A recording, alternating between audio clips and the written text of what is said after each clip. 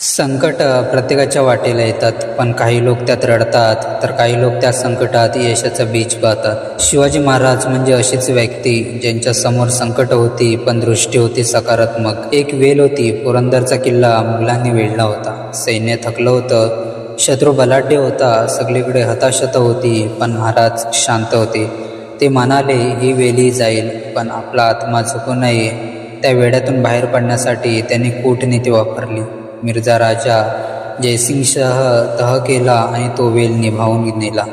लोक म्हणाले, इतर पराभव आहे, पण महाराजांनी त्या तहातून वेल विकत घेतली आणि पुढे किल्ले परतही जिंकले.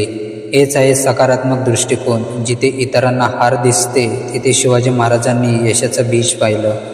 म्हणून मित्रांनो, संकट आले की घाबरू नका. दृष्टी बदलली की परिस्थितीही बदलते.